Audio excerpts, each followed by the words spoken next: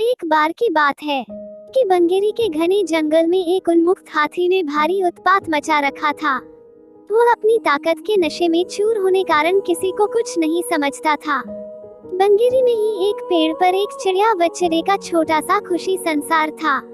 चिड़िया अंडों पर बैठी नन्हे नन्हे प्यारे बच्चों के सुनहरे सपने देखती रहती। एक दिन क्रूर हाथी गरजता चिंगाड़ता पेड़ों को तोड़ता मरोड़ता उसी ओर आया। देखते देखते उसने चिड़िया के घोंसले वाला पेड़ तोड़ डाला।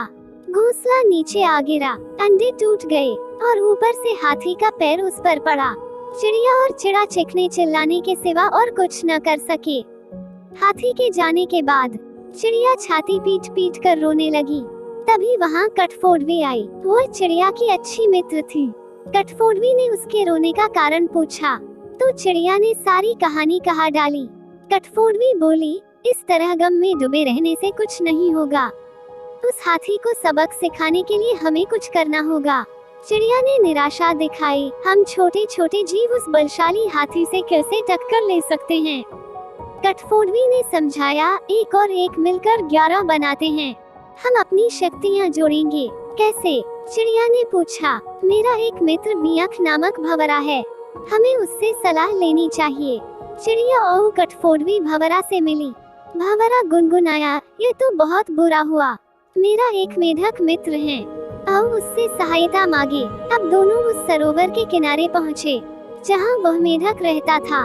भंवरे ने सारी समस्या बताई। मेढक भर्राए स्वर में बोला, आप लोग धैर्य से जरा यही मेरी प्रतीक्षा करें, मैं गहरे पानी में बैठकर सोचता हूँ। ऐसा कहकर मेढक जल में कूद गया। आधे घंटे बाद वह पानी से बाहर आया तो उसकी आंखें चमक रही थी। वह बोला, दोस्तों, उस हत्यारे हाथी को नष्ट करने की मेरे दिमाग में एक बड़ी अच्छी योजना आई है। उसमें सभी का योगदान होगा। मेढक ने जैसे ही अपनी योजना बताई, सब खुशी से उछल पड़े। योजना सचमुच ही अद्भुत थी। मेढक ने दोबारा बारी बारी से सबको अपना अपना रोल समझाया। कुछ ही दूर पर उन्मत्त हाथी तोड़फोड़ मचाकर व पेट भर कुंपलों वाली शाखाएं खाकर मस्ती से खड़ा झूम रहा था। पहला काम भंवरे का था।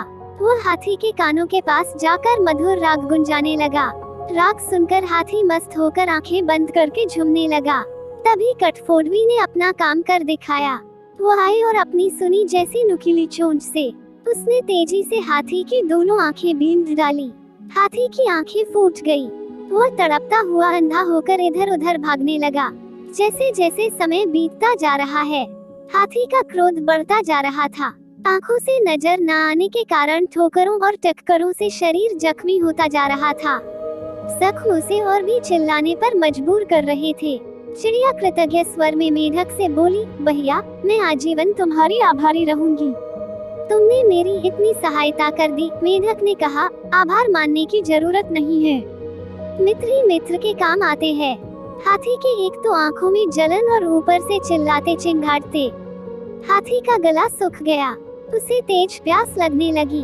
अब उसे एक ही चीज की तलाश थी, पानी। मेढक ने अपने बहुत से बंधु बांधवों को इकट्ठा किया और उन्हें ले जाकर दूर बहुत बड़े गड्ढे के किनारे बैठकर टर्राने के लिए कहा।